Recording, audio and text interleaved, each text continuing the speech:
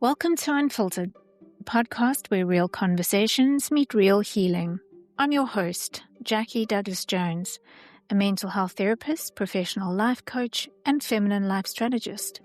My ultimate aim is to empower you with hope and an indestructible self-belief that will enable you to confidently take your next steps, wholeheartedly knowing that you also deserve peace and happiness. Let's get started. I think I've got postpartum depression, but Mackenzie's really good. And the doctor was like, what has that got to do with postpartum depression? I said, because she's really good. She doesn't cry. She's in a routine. She breastfeeds beautifully. But there's something wrong with me.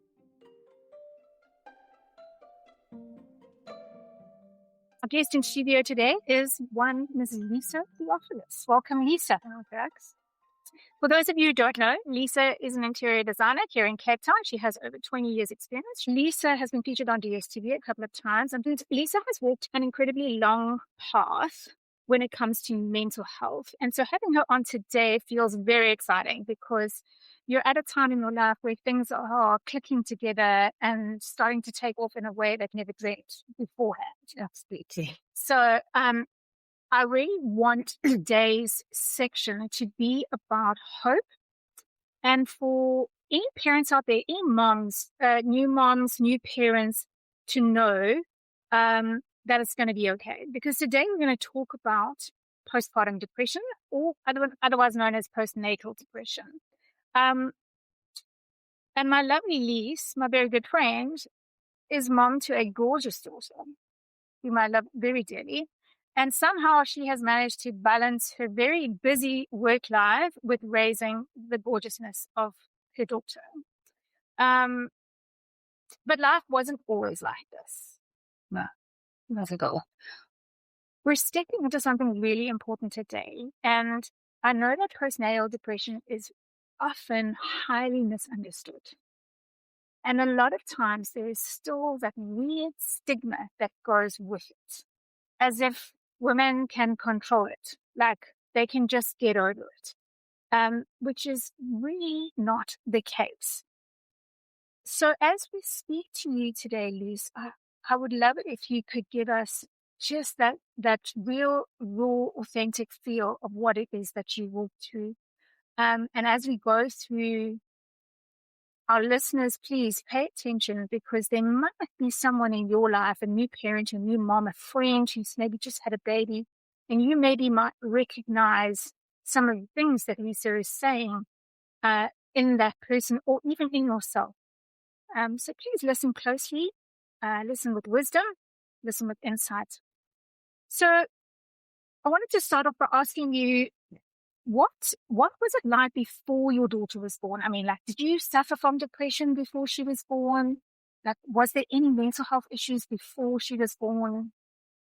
No, Jax, I can't say. I did have a depressive dad, so I had a very limited understanding of depression. Right. So I knew of depression, but I didn't struggle with depression before Mackenzie. Right. So although you knew about depression and you had a dad who was dealing with depression, it never kind of affected you on the level of, oh, this is my personal story. No. And I actually remember feeling really angry with him. And thinking to him, just pull yourself together. Seriously, come on. Something. What are you actually doing?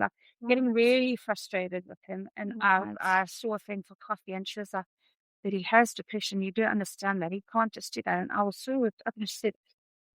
No, it's not. And I was just, I was so frustrated with him and uneducated. And I think that's the key, is that, like you touched on now, the stigma and the understanding of depression just isn't there. And if I think back to my journey before I fell pregnant, I was like a candidate, like a prime candidate for depression. Really? Like for me, I people should have almost been expecting it. Yeah. So I remember, my journey was that I'd had very severe endometriosis, So I struggled for about 5 years or so to get pregnant. Wow. Surgery after surgery after surgery, which is hectic And on your body and very invasive. Yeah. And the doctors were hopeful and they gave us a year to try naturally. And after a year, nothing happened. So then we did the IVF route, which emotionally is quite a tough thing to get to. There's a lot of, there's a lot going on, behind the scenes. Yeah. And people had warned me about how difficult the IVF was. For me, it was a walk in the park in terms of what I've been through in the past. Yes. So IVF was successful, and we were thrilled, absolutely thrilled, and shocked, as most people are, to find out that we were going to have a baby. And then I just never stopped vomiting. And I vomited, and I vomited, and I vomited, and I vomited, and I vomited some more. Like, to the extent where I could hardly leave the house. Don't you hate it when people say, "Oh, but that's such a good sign. Yes, means the baby is healthy." Totally. That's and what then I want to, like, can I hit you in the face with a chair? It's amazing. I did lose a lot of weight during my pregnancy. So that in itself, I loved being pregnant. I didn't really struggle with much towards the end of my pregnancy. But that in itself was very difficult because I was very isolated because I was so sick. Yes. So some of the days I could hardly even leave my room. And I remember getting dressed to go out, like to see friends for dinner, and projectile. And, all 3 days. So then another red flag. Wow. and then we had, then I had to have a Caesar because of all of my previous surgeries. Yes. And then I had another little mishap where the bleeding never stopped. And it was so severe. It was like running down the leg severe when after Mackenzie was born. I vaguely remember seeing you just after, yes. And then I didn't see you for a long time after that. Yes. So that was quite confusing because I didn't know what was going on. And Mackenzie was an amazingly easy baby. She was delicious. She didn't cry. She slept. If she was supposed to sleep at 10, she went to sleep at 1 minute to 10. She slept for her 2 hours. And like her, like it was a really good experience of a baby. Yeah. There were no colic, not a lot going on there.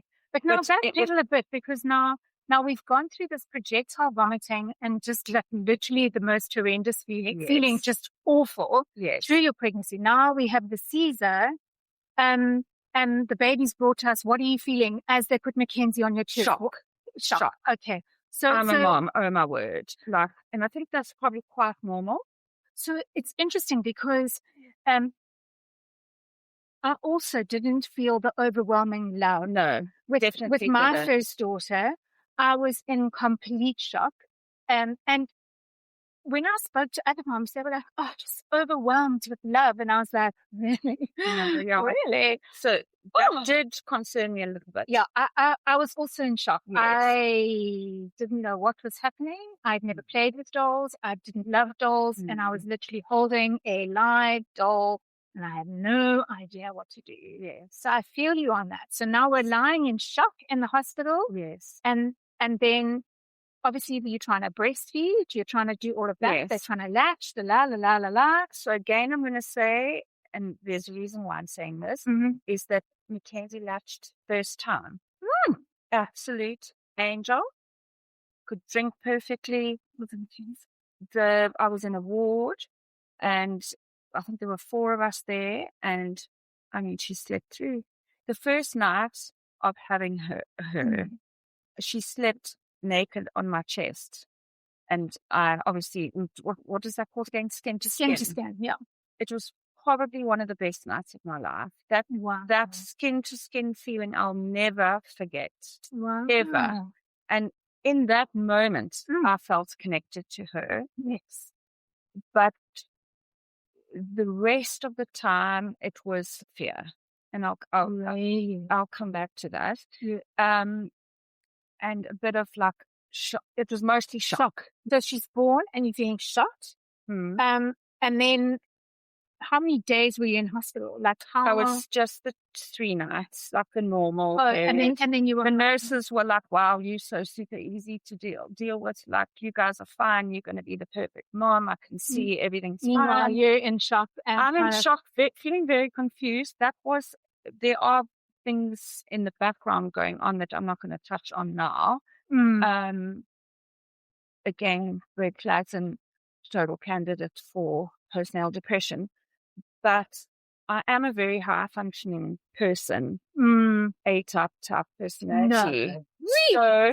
So I always probably come across as handling everything just easily within my stride. Yes. So a lot of time people are like, "Oh, wow, you got this, you're fine, you did it." But inside thinking, what? You're like a little nervous, anxious. Yeah. So when did those first sort of signs and symptoms Before she was born, when I was in the hospital. Really? Before I went in.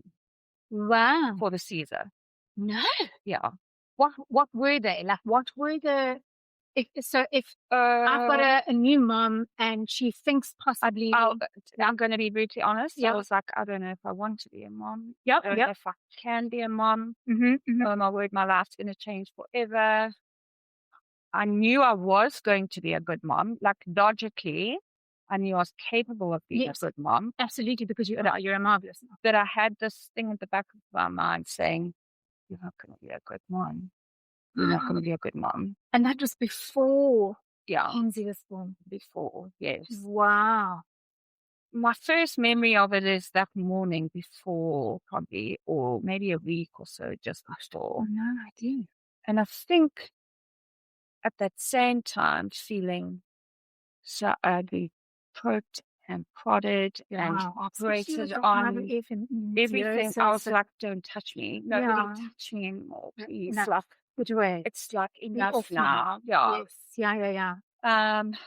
So, yeah. And yet you were still, when you had things, you were able to do that skin to skin because that felt right. It just felt natural. Yeah. So that felt right. And then one of the people in the medical environment said something to me which was negative about that interaction I'd had with her. Don't you love the gaslighting doctors? I love it. Totally. And then that was not good for me in the state I was in that. So because I'm so sorry, that's really awful. I had such a connection with her that night, and I had just let my mothering instincts take over, and I had thoroughly enjoyed that connection with her and being present in that moment. Yeah. And I thought, jeepers, you actually can do this. Yeah. And then someone had walked in and sort of told me that was wrong. And I felt so confused. I felt so like, okay, you can't trust yourself. That's wrong what you did. Oh my word, I nearly risked my baby's life. Oh my word. And then those thoughts came back and they reinforced the feelings that I'd had. So not only those feelings of, I'm not sure if I can do this, but now you've got anxiety on top of that. Total anxiety. Because now you've been told that what you did was wrong. Totally. Oh, so the skin sleeping with her was wrong, I was told. And I don't think it is. I think that was just a flippant comment. I don't think it was meant to stick. And yet it did. And yes, it did, because it's the mental state I was in. And that's what I'm trying to say, is that I went into such a scary part where I disconnected from myself, in that that's I really, really important. Trusting myself. Yeah, just say that again. That's really important. I disconnected from myself. Yeah. Where my brain knew, and my heart knew that I will be a really good mother. Absolutely. 100%. But I went into like some sort of a weird freeze where Almost like a trauma response. it's so like, you can't trust yourself with this baby. You can't. So not the truth. Not at all. Like, you not believe at all, but I started fully believing that. Wow. So then I started distancing myself from her because I didn't feel, and at this stage I didn't know what was going on, because to me, postnatal depression was a naughty child. That was my understanding of postnatal depression. How weird. That's because I remember going for like to my doctor, to my gynae, and saying, I think I've got postnatal depression, but Mackenzie's really good.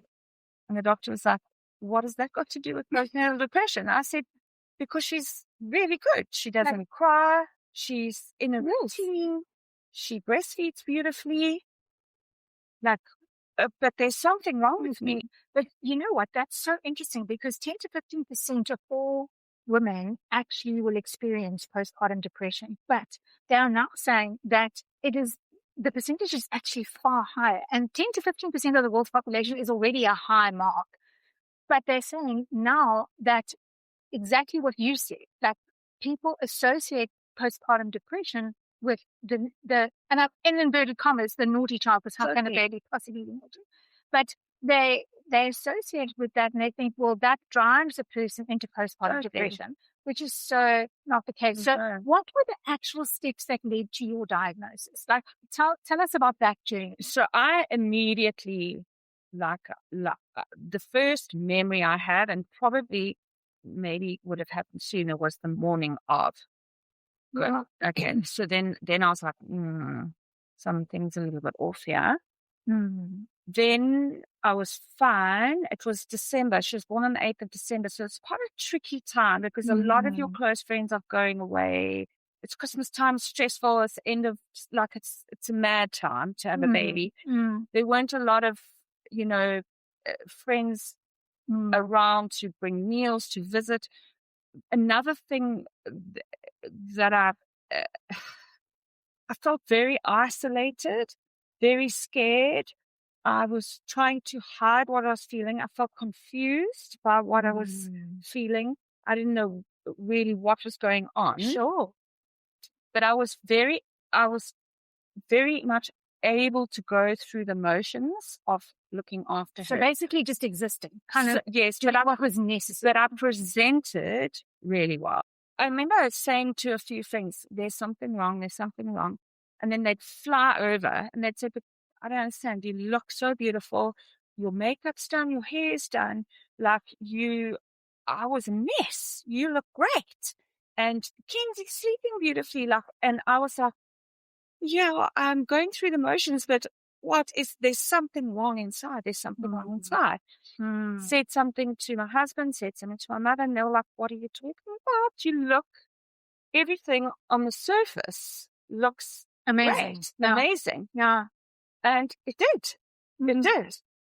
But did it feel weird then? Like, did you feel almost like very confused? Dramatic in saying, I feel like there's something wrong. Like, and everyone's going like, what do you... I don't know if dramatic's the right word. Like, really, really scared and really, really confused. And then I spoke to my sisters, and they also couldn't understand, because a lot of people don't understand depression, and I was one of them. Yes. So then a friend of a friend's mother actually popped in and saw me, and she saw straight away because she'd struggled from personality, and so she picked up on a few of the things I'd said. So what I was trying to do is alienate myself, because my experience of postnatal depression was freeze, hide, because I don't know what to do.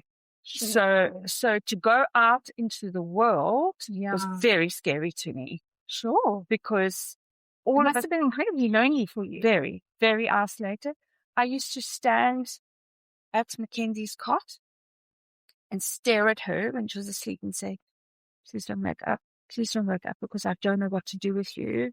I don't know how to look after you. I don't know. And I would just stand there and like my hands were like this and I was like frozen afraid, which is actually hilarious because my job is to make people feel comfortable.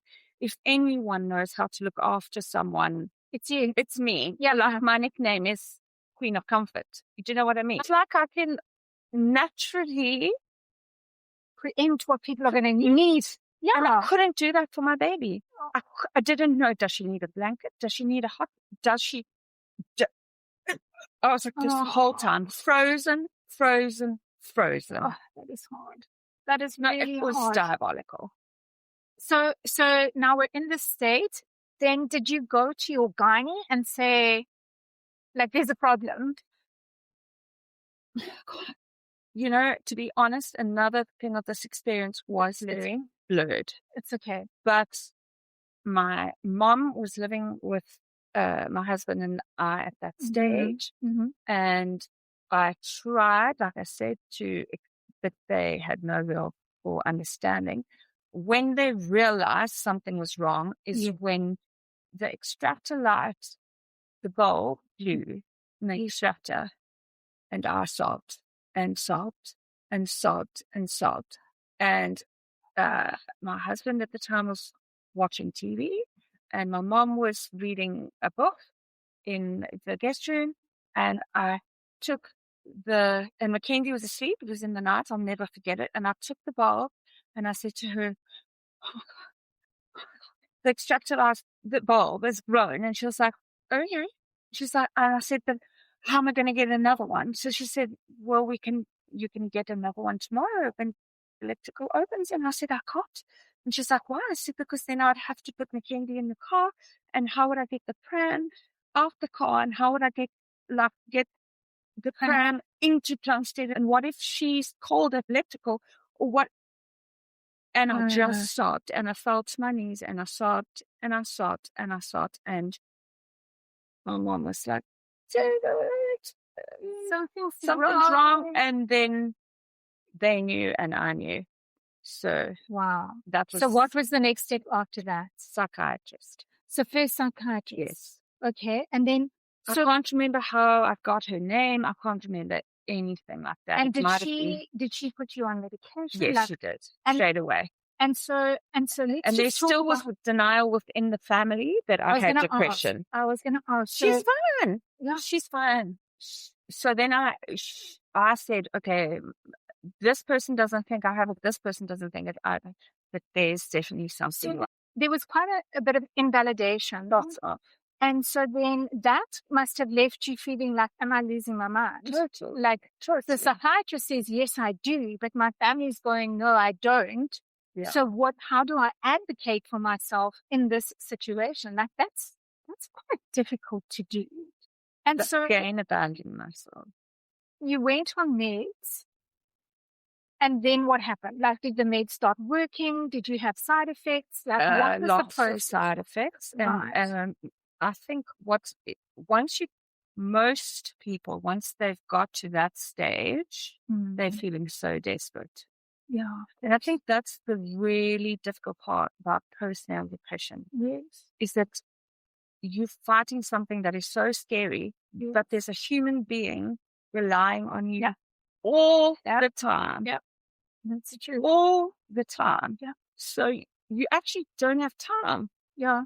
For a mental break. It's just you can't do it. Yeah. Please. Yeah. So, sorry, just something's come to mind now. When she was 8 weeks old, I was bleeding very, very heavily again. So then I had to be operated on again. That's it. So then I remember newborn baby, and they were wheeling me in, and I was like, I need to get out of this operation. Can only be this because I have to feed her. I have to feed her like at this time. And I remember my mom's friend going, but darling, I can give you formula. But that was so massive for me. Yes. That I had lost like perspective. Yeah. Like now I'd be like, keep the child for me. Yeah, Like, honestly, there's it's not a there's big deal. Like, rest. Yeah. Have your operation, get better. But in that, within that, it was massive, massive, massive. So your brain almost plays tricks on you a little bit. And that, again, was making me feel, am I losing the plot? Yeah, but again, it's that trauma response. It's Yes. that, there's little red flags that people should have been running around with before. Yeah. Kind of going, let's watch her carefully. Yes. Yes. So I think it's, very scary because you're surrounded by people that don't have an understanding of what you're going through. And are not validating your experience. They're not validating it. Yeah. So education, and that's why I'm sitting here today. Because if anyone, like, I can't understand why I went through that other than my experience to help other people. Yeah. Because if anyone goes through that now, I will literally run there to be with them and just to try and validate and explain to them that this is real. You are not making this up. No, it's not what you the scariest thing you've ever been through, and that's okay. I'm here, and you are there.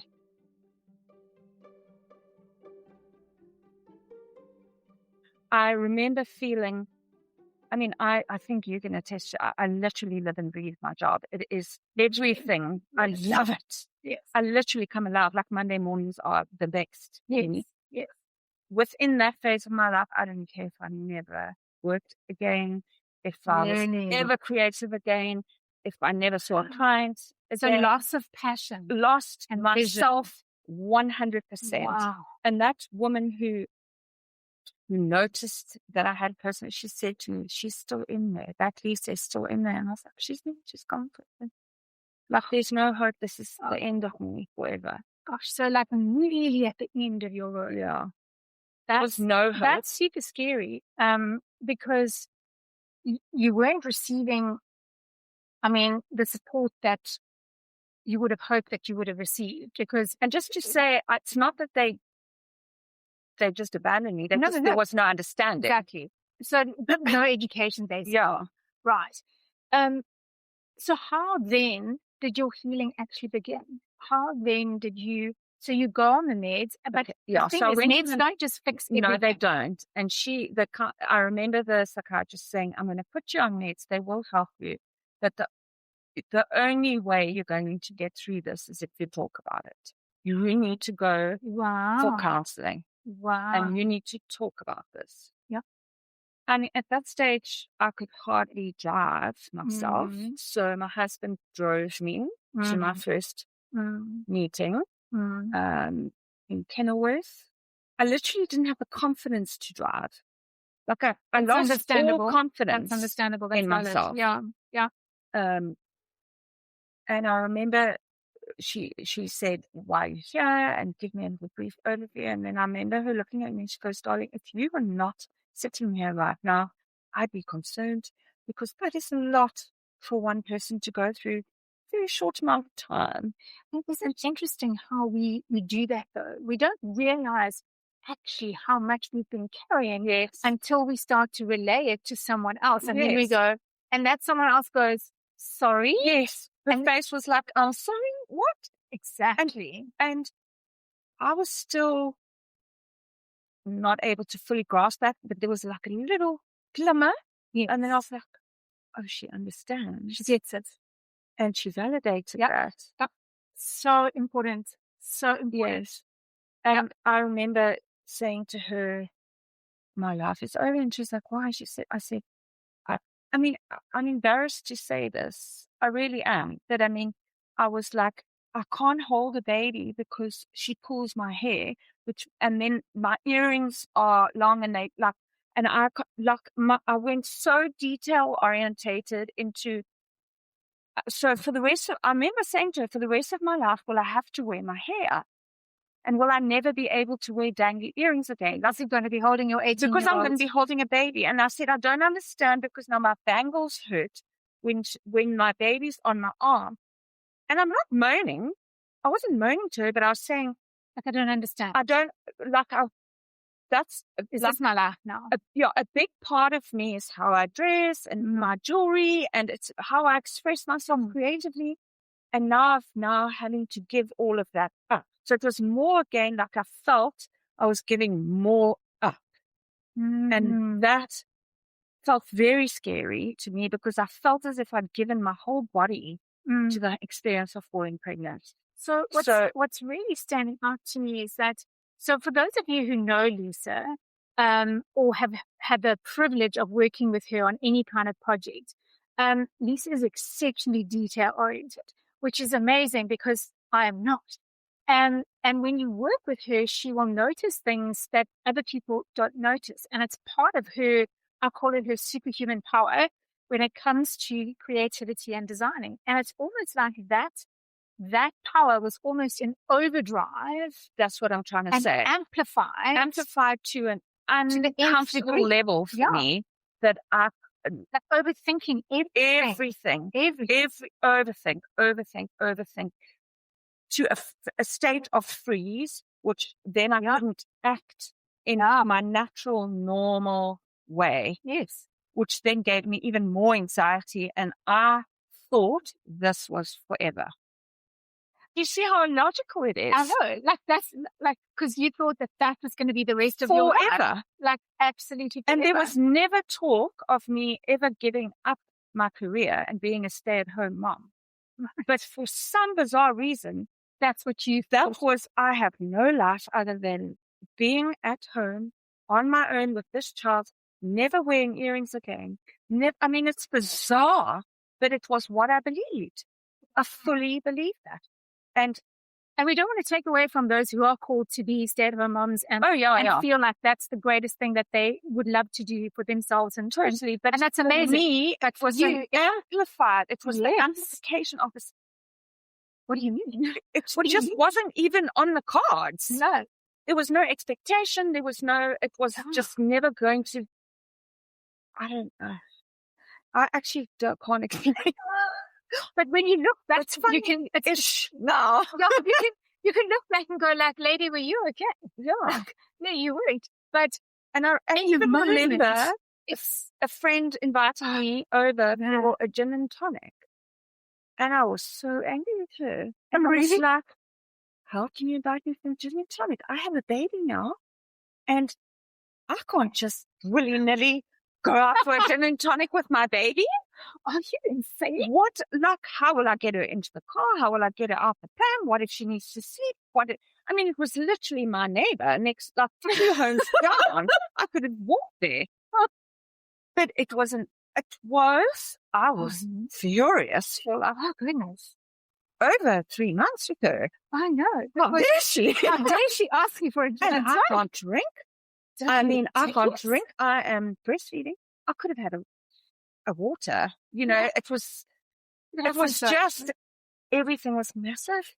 But what's interesting is that you can actually look back now with a sense of humor, but also kind of being the person that you would have run to in those moments.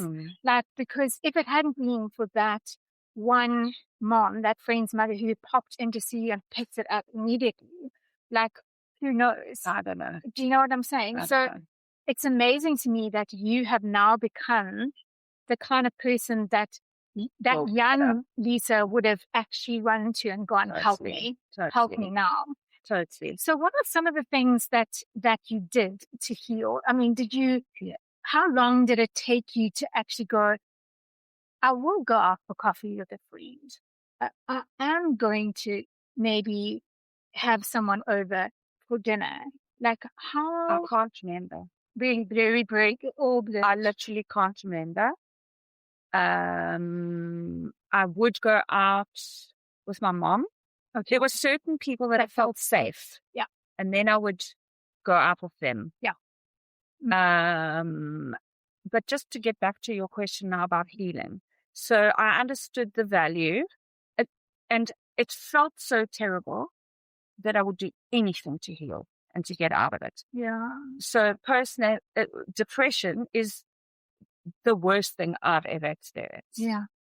So if the psychiatrist said to heal from this, you need to talk, then I was like, I will talk as much as I need to get this way. And I will never miss my meds. And I will never, I need to get out of this. So I made a very intentional decision to look after myself in those steps. So to this day, I still talk to people. Amazing. And I will always put my mental health first. Amen to that.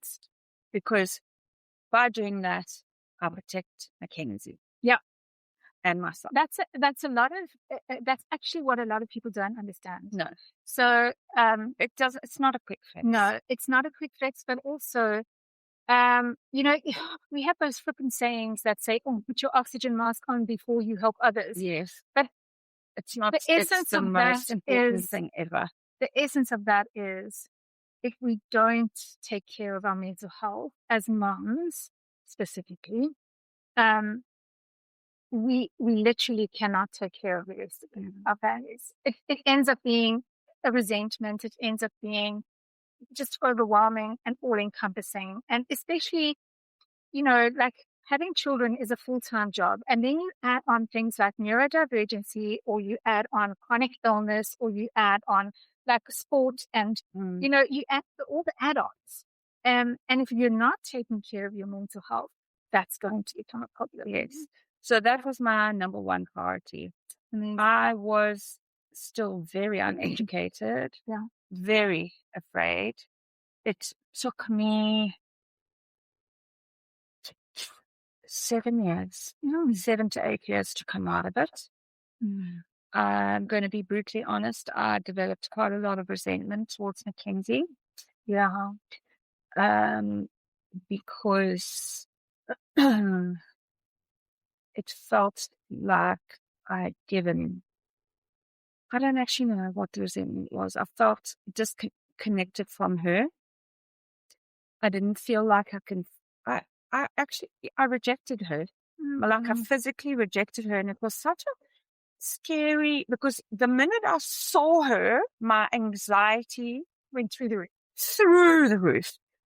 And any inkling of her. So if I saw the baby seat in the back of the car, not even with her in it, I'd collapse. Oh no. The thought of her derailed me completely. But I had such a strong motherly instinct to know that she needed me. Yes. That I've squashed my anxiety so far down, and then, like, she never missed a feed with me. I was there physically present with her all the time.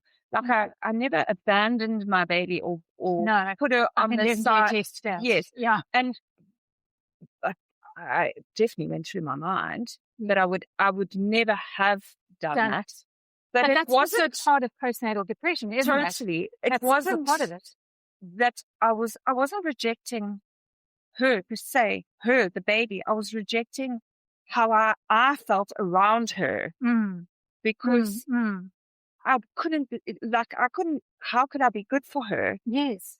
Because you couldn't really fathom the person that you were at that time. So I felt like, I remember crying and thinking, why didn't God give her my mother as her mother? Because my mother's a good mother. Yes. So my mom just naturally knows how to be a mom. Yeah. And I'm a useless mother. So why did God give Mackenzie me, who's a useless mother? And then I wanted to push her away so that I thought I was protecting her.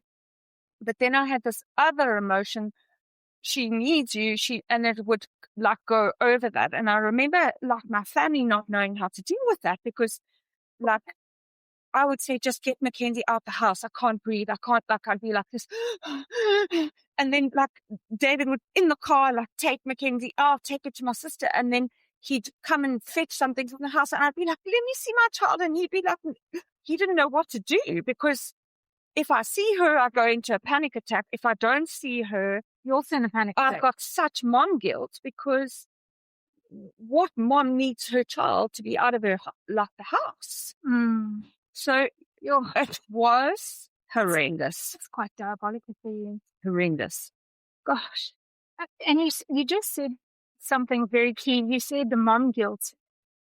was guilt quite a big factor Massive. in the whole thing? Massive.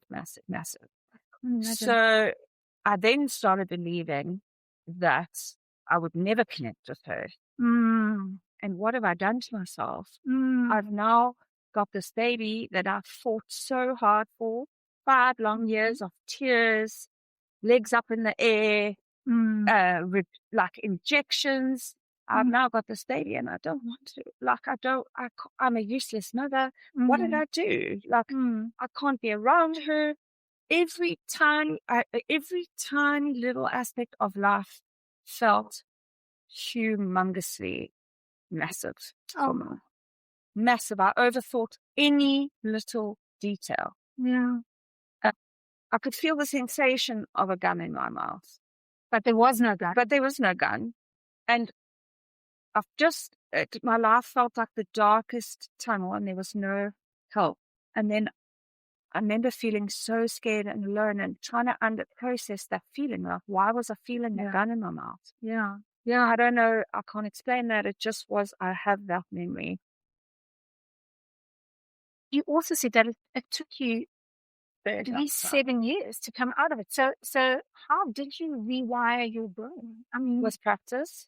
Really? And I have to say that people say things that they don't mean it in a bad way. But, sure. But you've got to be very careful what you say in front of a depressive because they don't always see it the way a normal brain sees it. So, gosh. Therapy. Oh, and also the other thing is meds are very difficult to get right. So I was expecting it to make after 3 days. There we go. There we go. And it's a purely medical thing, and it is a medical imbalance. Yes, sure. Hormonal chemical imbalance. Yes, and it is, and it's not surprising given the road I'd traveled, and the soldiers running with the red flags. Yes. But on top of it being a medical thing, it's also a psychological thing. Yeah. So in conjunction, when you have depression, you need to look after your physical body and you have to look after your emotional self. Mm-hmm. And I believe depression comes from abandoning yourself. Mm-hmm.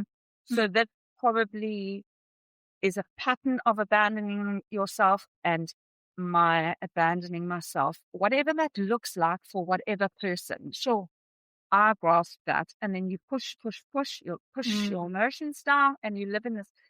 Push your voice down. You push your voice down. You push everything down, and the environments that I'd been in, and people I had been around, and life experiences I had been around, I had operated on that level. Yeah, and I think emotionally, I had probably just burnt out. I was dealing with a very tricky father who was in the heat, like in a very deep stage of depression while I was pregnant. There was a lot going on while you were vomiting in my life at the stage. So I feel like it was years coming. And that it was like a culmination of so many things. It was like that one little catalyst. Yes. It was, there was no ways I was going to stay like that because I hated it so much down there. But I do know that about you, that when you set your mind to something, you do it like 110%. Like it's all or nothing. So it makes complete sense to me that you would have done that, because I also know that you're an incredibly responsible person and you're an incredibly loving person. And I know that even in the depths of where you would have put Kenzie. Yes. You would have gone, I need to do this. I need to do this. And I need to get better, not only for me, but for her. Yes. So that was a big driving factor for me. My absolute goal was to save myself so that I could be there for my daughter. But then I was also rejecting her. So I was like, what kind of a cocoa case are you? Like, you're a bonkers woman. Like, honestly. But I wanted to ask you, we've now heard a little bit about your story, and we've heard of sort of where you came from. What's your relationship with Mackenzylicious now? I have the best relationship with Mackenzie now. She's great. I thoroughly enjoy her company. And you guys are very close. We are. You're Very, very close. I love that she judges you for what you wear. She's more detail orientated than me. So there's a lot of pressure, like, I'm really going to wear those earrings with that outfit, Mommy. Oh, and then she's like, I don't like that, color. It really doesn't go with your style. I love that. So detailed. I have got so much time for it. But what I was trying to say in all of this is that postnatal depression to me was massively overly amplified thoughts. Yeah. So it almost took my good qualities and turned them into negative, like weapons against you, which is really, really difficult. That's hard, because then you also have to learn to trust yourself. Totally. And then I started hating my qualities. Oh, no. Because it brought me pain. Oh, gosh, I love those qualities about you. Well, I understand that now that I've worked through the stuff. Yeah. But that's, I mean, if you had to speak to a room full of expectant mothers, how would you encourage them, and what would you tell them to look out for? I would say, and this for me is so important, is that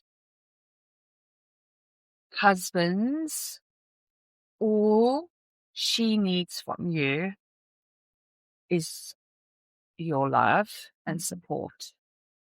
And to do the best thing for your child is to make sure she feels loved and supported.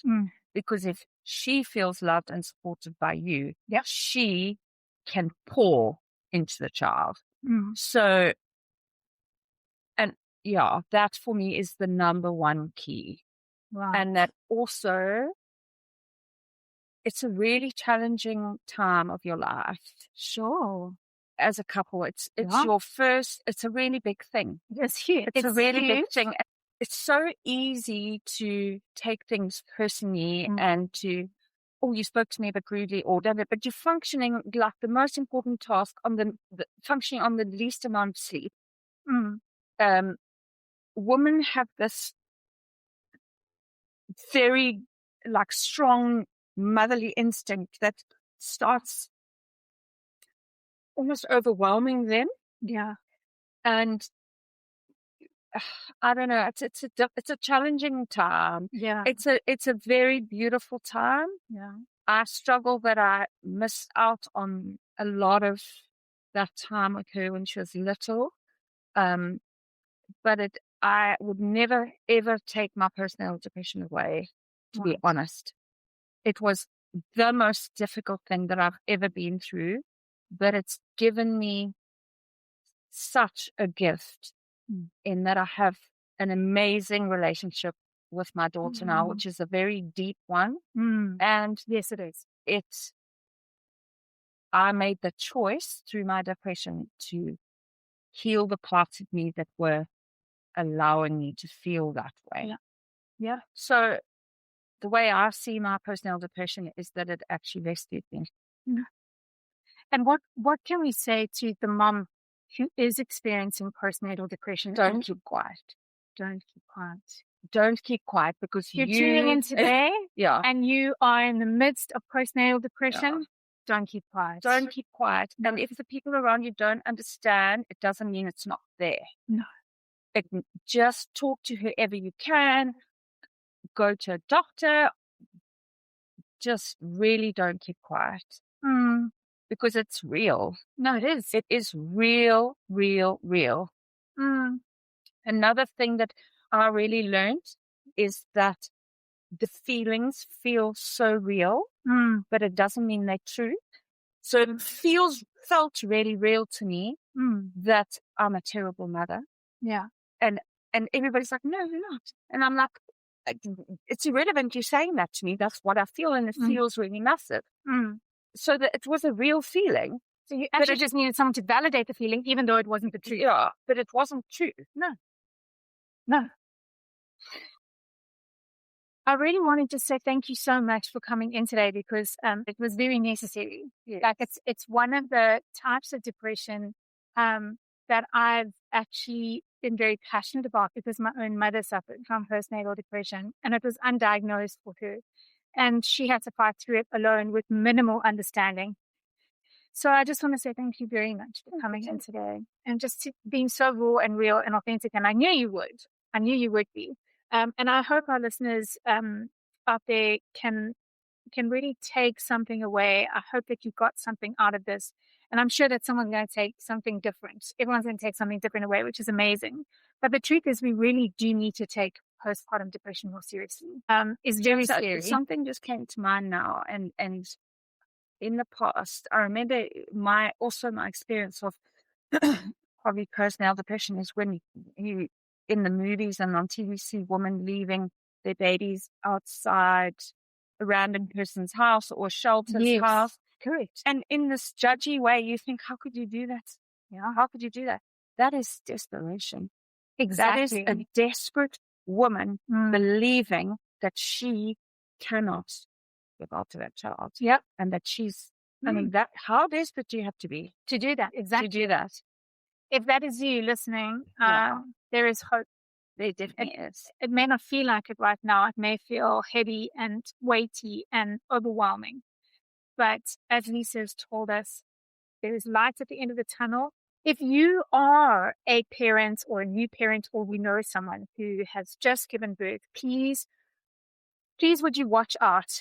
Please would you keep an eye on them? Please would you check in with that person? Some of the symptoms that you can look out for, like Lisa was saying, is when they say to you something feels wrong, when they feel this persistent sadness or feelings of hopelessness, when there's changes in their sleep patterns, which there inevitably is with kids, when they have alienation, difficulty bonding with the baby, irritability, physical symptoms like fatigue, and that heavy fatigue, crying for no apparent reason, like when a light bulb bursts, feeling detached from themselves and their baby. Could you pay attention? If you relate to something that Lisa has spoken about today, please reach out for help. There are numbers on our website, www.unfilteredlens.com. Reach out to us. We can point you in the right direction. Thank you so much for joining us. And I just have to say thank you to you for just walking that journey with me. We did walk a long journey. We have. I feel so proud. So proud, and I have no problem bragging about it. But also, there is hope. Like I literally believe. Like I was, like I said, if I never worked again, I didn't believe she was still there. Yeah, and she definitely was. She definitely was, and definitely is. As someone who is passionate about mental health, I committed to walking a journey with you a long time ago, and I want to just say that to our listeners as well. If you choose to walk a journey with someone, be patient, be kind.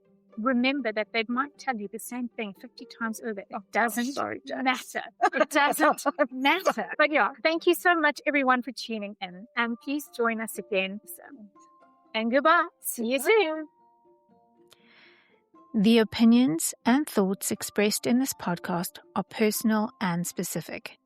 While we are sure you will get a lot of valuable information from this podcast, please be advised that this is not professional medical advice unless specified otherwise. Please consult your medical professional before making any changes to your wellness regime.